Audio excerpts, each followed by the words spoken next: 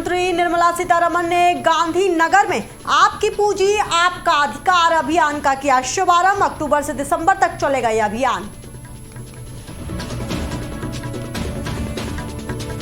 देहरादून में अर्पित फाउंडेशन द्वारा आयोजित आभार एवं अभिनंदन कार्यक्रम का आयोजन, सीएम धामी हुए शामिल।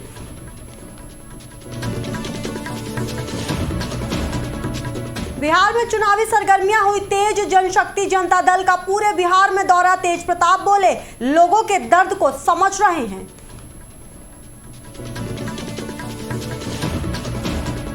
पटना में बारिश ने खोली मीठापुर फ्लाईओवर की पोल, अचानक धंस गई सड़क, जाम में फंसी कई गाड़ियां।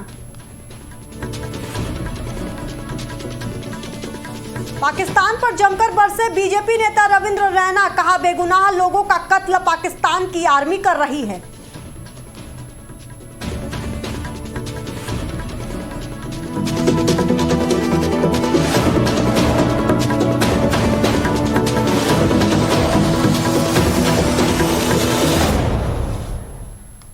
नमस्कार, आज की खबर देख रहे हैं आप। मैं हूं आपके साथ यशस्वी पाठक। बुलेटिन की शुरुआत करेंगे, लेकिन उससे पहले ये खास रिपोर्ट देखिए। सपा मुखिया अखिलेश यादव का मानना है कि बेहतर उम्मीदवार देने और बीजेपी सरकार की नाराजगी का फायदा उन्हें मिला है। सपा इस बार उम्मीदवार तय करने में इसलिए कोई गलती नहीं करना चाहती, इसलिए उन्होंने दावेदारों का रिपोर्ट कार्ड बनवाया है और इसी आधार पर इस बार सपा टिकट बांटेगी ताकि उसे चुनाव में नुकसान ना उठाना पड़े।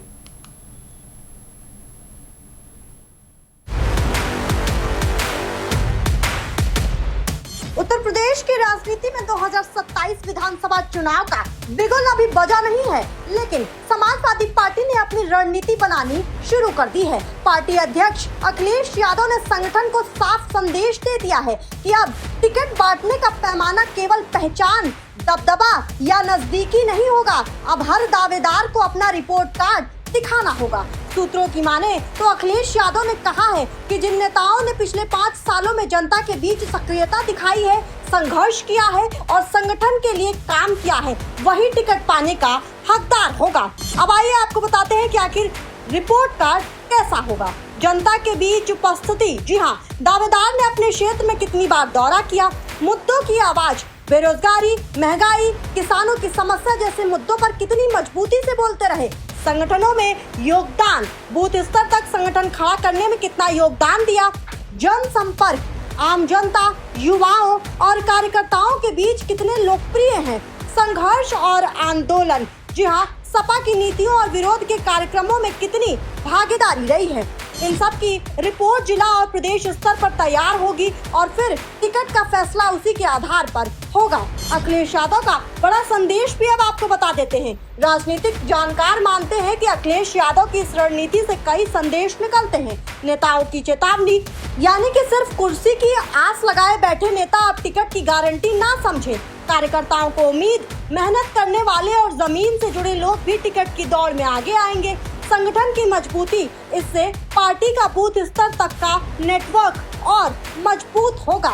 बता दें आपको कि 2022 चुनाव में सपा ने भले ही दमदार प्रदर्शन किया, लेकिन सत्ता तक नहीं पहुंच सकी। पार्टी नेतृत्व मानता है कि कई सीटें ऐसे नेताओं की निष्क्रियता से गई जो सिर्फ चुनाव के वक्त सक्रिय हुए। अब 2027 की तैयारी में अखिलेश यादव कोई जोखिम नहीं लेना चाहते। तो वहीं राजनीतिक विश्लेषकों के अनुसार अखिलेश यादव का ये कदम कांग्रेस शैली की याद दिलाता है, जहां टिकट बांटने में सर्वे और रिपोर्ट कार्ड का सहारा लिया जाता है। फर्क इतना है कि अखिलेश इसे जमीनी स्तर पर लागू करना चाहते हैं ताकि पार्टी की छवि और मजबूत हो जाए। अखिलेश यादव का ये फॉर्मूला सिर्फ टिकट बांटने का नियम नहीं है, बल्कि पार्टी की नई दिशा है। ये उन नेताओं के लिए चेतावनी है जो सिर्फ चुनावी मौसम में जनता के बीच उतरते हैं और उन कार्यकर्ताओं के लिए उम्मीद है जो दिन रात संगठन के लिए पसीना बहाते हैं। तो मतलब साफ है कि 2027 का टिकट अब वही पाएगा जिसका रिपोर्ट कार्ड चमकेगा, जिसकी आवाज जनता के साथ जुड़ेगी और जो समाजवादी आंदोलन की असली ताकत साबित होगा। यानी अब जनता ही बनेगी असली रिपोर्ट कार्ड की परीक्षक और सपा में उसी की आवाज अब गूंजेगी। रुक करते हैं आप गुजरात की तरफ। खबर गुजरात से है, जहां वित्त मंत्री निर्मला सीतारमण ने आपकी पूंजी आपका अधिकार अभियान का शुभारंभ किया है। यह अभियान लावारिस संपत्तियों के बारे में है। इसका नाम आपकी पूंजी आपका अधिकार है। इसका मकसद लोगों को उनकी भूली हुई पूंजी वापस दिलाने में मदद करना है। ये 3 महीने तक पूरे देश में चलेगा। यह अभियान गुजरात के गांधीनगर से शुरू किया गया है और यह अभियान अक्टूबर से दिसंबर 2025 तक चलेगा। वहीं केंद्रीय वित्त मंत्री निर्मला सीतारमण ने लोगों को इसके बारे में जागरूक किया और क्या कुछ कहा उन्होंने, आइए दिखाते हैं आपको। And therefore today I would think every one of you who are in this audience, if you can become the ambassadors to propagate to some people who you know, hey, I attended this program, आपके यहाँ कहीं कुछ paper पड़ा हुआ है क्या, देख लो, आपके परदादा दादा ने कुछ छोड़ कर गए, कागज निकालो और रजिस्टर करो पोर्टल। ये जानकारी अगर आप विस्तृत रूप में स्प्रेड करेंगे, हम जैसे बहुत सारे लोग, आप जैसे बहुत सारे लोग, इन जैसे बहुत सारे लोग को इससे बहुत लाभ मिलने का संभावना है। सो मैं आपसे, आप सबसे विनम्र पूर्वक ये आश्वासन और ये एक्सपेक्टेशन रख रही हूं कि आप जरा इसका, आपके इर्द गिर्द जो रहते हैं उनसे ये बात जरूर बताइए कि ऐसे प्राप्त कर सकते हैं जो आपके हक है। So that is about awareness. What is the other A? खबर देहरादून से है, जहां दून मेडिकल कॉलेज में अर्पित फाउंडेशन द्वारा आभार एवं अभिनंदन कार्यक्रम का आयोजन किया गया, जहां इस कार्यक्रम में सीएम धामी भी शामिल हुए। कार्यक्रम को संबोधित करते हुए सीएम धामी ने कहा कि राहत कर्मी हर चुनौती का पूरी निष्ठा से सामना करते हैं। परिस्थितियां कितनी भी विपरीत क्यों ना हो, वो लोगों की मदद करते हैं और उनका मनोबल बढ़ाते हैं। सेना से लेकर आईटीबीपी, बीआरओ, एनडीआरएफ और अन्य सभी भारत सरकार की सभी एजेंसियों को राहत कार्य करने के निर्देश मिलते हैं। मैं इसके लिए आदरणीय प्रधानमंत्री और गृह मंत्री का बहुत आभारी हूँ। मैंने हमेशा अपने अधिकारियों को, राहत कर्मियों को हमेशा कहा है कि आपदा के समय किसी भी परिवार को अकेला नहीं छोड़ा जाना चाहिए। आज के अवसर पर मैं आदरणीय प्रधानमंत्री जी का और आदरणीय गृह मंत्री जी का विशेष आभार व्यक्त करना चाहता हूं, जिन्होंने प्रत्येक आपदा के समय में हमारा मार्गदर्शन किया है। कोई भी आपदा होती है तो तत्काल उसकी जानकारी करते हैं। तत्काल भारत सरकार की जितनी एजेंसियां हैं, सेना से लेकर आईटीबीपी से लेकर बीआरओ, एनडीआरएफ और तमाम जो, उन सभी को वहां से निर्देश जाता है कि तत्काल राहत के कार्यों को आगे बढ़ाया जाए, मोर्चा संभाला जाए। मैं इसके लिए आदरणीय प्रधानमंत्री जी का, गृह मंत्री जी का बहुत धन्यवाद करता हूं। इतना ही नहीं, जो पिछले दिनों आपदा आई थी, चाहे वो धराली की आपदा हो, थराली की आपदा हो, चाहे वो छैंची की आपदा हो, पौसारी की आपदा हो, छेनागाड़ की आपदा हो, सभी जगह प्रधानमंत्री जी ने स्वयं पिछले दिनों देहरादून आकर आपदा पीड़ितों से मिलकर उनका दुख दर्द बांटा और एक एक व्यक्ति से, जो आपदा पीड़ित आए थे, हर जगह के 4-5 लोगों को बुलाया था प्रधानमंत्री जी की से बातचीत करने के लिए, संवाद करने के लिए। और प्रधानमंत्री जी ने एक एक व्यक्ति से बात करी और उसका संचालन किसी और ने नहीं किया।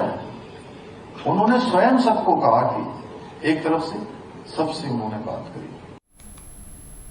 बिहार में चुनावी सरगर्मियां बढ़ गई हैं। चंद दिनों में ही चुनाव की घोषणा हो जाएगी। वहीं बिहार के पूर्व मंत्री और जनशक्ति जनता दल के संस्थापक तेज प्रताप यादव इन दिनों प्रदेश के विभिन्न जिलों का दौरा कर रहे हैं। शनिवार को अपने दौरे के क्रम में उन्होंने मीडिया से बातचीत करते हुए कहा कि अभियान संगठन को मजबूत करने और जनता के बीच उनकी समस्याएं जानने के लिए चलाया जा रहा है। दौरा मेरा तो पूरे बिहार में दौरा चल रहा है जनशक्ति जनता दल का, और हम निकले हैं दौरे पे संगठन को मजबूत करने, लोगों के बीच में जा रहे हैं, लोगों का दुख दर्द अपना दर्द समझ करके हम जा रहे हैं वहाँ।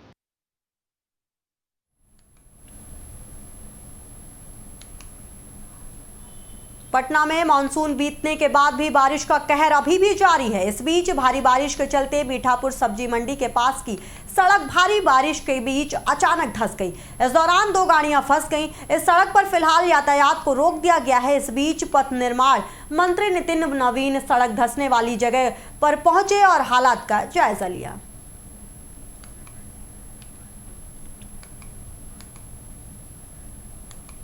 रुक करते हैं अब जम्मू कश्मीर का। प्रदेश भाजपा के पूर्व प्रधान और पार्टी के राष्ट्रीय कार्यकारिणी के सदस्य रविंद्र रैना ने कहा कि पाकिस्तान आत्मविनाश के रास्ते पर चल पड़ा है और अगर वो अपनी नीतियों में बदलाव नहीं करता है तो उसे गंभीर परिणाम भुगतने पड़ेंगे। भाजपा नेता रविंद्र रैना ने कहा कि पाकिस्तान के कब्जे वाले जम्मू कश्मीर में पाकिस्तान की सेना जुल्म ढा रही है। बेगुनाह लोगों का कत्ल पाकिस्तान की आर्मी और पाकिस्तान का प्रशासन पीओजे में कर रहा है।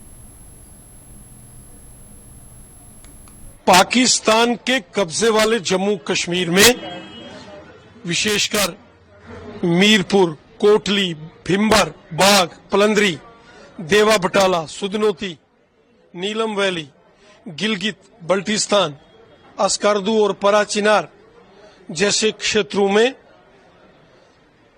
पाकिस्तानी प्रशासन, पाकिस्तान की सेना जुल्म सितम ढा रही है। बेगुनाह लोगों का कत्ल पाकिस्तान की आर्मी और पाकिस्तान का प्रशासन पीओके में कर रहा है।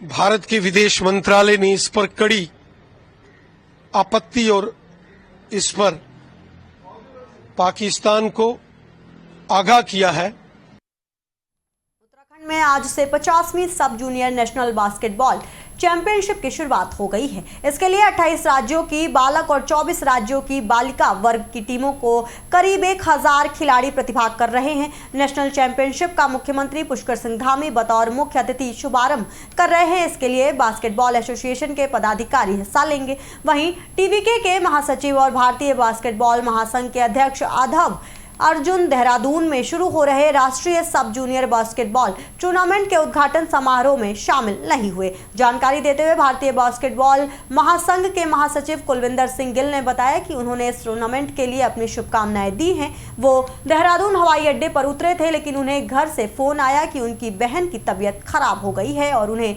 वापस लौटना पड़ रहा है। ये 50th सब junior national basketball championship boys and girls Dehradun में ऑर्गेनाइज हो रही है और ऑलमोस्ट 54 टीम्स इसमें पार्टिसिपेट कर रही हैं। उत्तराखंड बनने के बाद पहली बार कोई नेशनल चैंपियनशिप यहाँ पर ऑर्गेनाइज हो रही है और यही बेसिकली एक बेस है जहाँ से कि एक फ्यूचर में किसी भी गेम के लिए बच्चे मिलते हैं तो बास्केटबॉल के लिए ये नींव वाले बच्चे हैं, यही आगे बास्केटबॉल का फ्यूचर हैं। और basketball federation of India future को देखते हुए यहाँ सिलेक्शन कमेटी प्लान कर रहा है। जब हमारी बास्केटबॉल की भी सब जगह एकेडमीज चल रही हैं जिसमें कि हम सिलेक्टेड जो बच्चे सिलेक्शन कमेटी करती है उनके लिए भी ग्वालियर और चेन्नई में हमने एकेडमी खोली है, तो वहाँ उनको फ्री एजुकेशन और अच्छे हाई लेवल की कोचिंग प्रदान कर रहे हैं। बीएफआई कितना हमारा अग्रसर है इस बारे में कि बास्केटबॉल को आगे बढ़ाना है और एशियन चैंपियनशिप और ओलंपिक्स में इसको लेके जाना है। इसी को देखते हुए जो मद्देनजर हमने पहली बार जो इस टाइप की एकेडमीज चालू करी हैं, जो टैलेंटेड बच्चे हैं उनको हम उन जगह पे रख रहे हैं एकेडमीज में और वहाँ पे उन्हें हाई लेवल की कोचिंग और हर सुविधाएं मिल रही हैं। उनका एजुकेशन लेवल भी फ्री है, हेल्थ से लेके सभी को फेडरेशन टेक ओवर देख रहा है। और बास्केटबॉल फेडरेशन ऑफ इंडिया इसी को मद्देनजर रखते हुए पहली बार हम प्रोफेशनल लीग चालू करने जा रहे हैं जो कि 2026 में हम चालू करेंगे प्रोफेशनल लीग। और उसी को प्रमोट करने के लिए बच्चों के लिए हमने फॉरेन कोचेस भी यहाँ पर बुलाए हैं। स्कॉट फ्लेमिंग जो हैं यूएस से, वो अभी हेड कोच हैं। अभी हाल ही में विमेन कोच भी हमने टाई अप किया है जिससे कि हम हमारे कोचेस को भी क्लिनिक करके रेफरीज के लिए भी हम प्रोग्राम चला रहे हैं और आगामी 2 वर्षों में निश्चित ही हम एशिया लेवल पे मेडल प्रोस्पेक्टिस होंगे।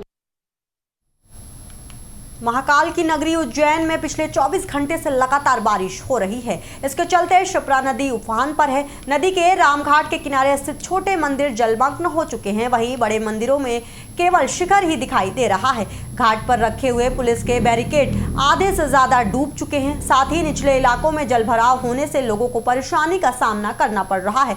दरअसल शिप्रा नदी का जलस्तर पिछली रात से ही लगातार बढ़ रहा है। शहर के आसपास के क्षेत्रों में हो रही बारिश का असर भी उज्जैन में देखने को मिला। इसके कारण शहर की जल आपूर्ति करने वाला गंभीर डैम लबालब हो चुका है। वहीं बारिश का दौरा जारी है। शहर में अभी तक रुक रुक कर बारिश हो रही है।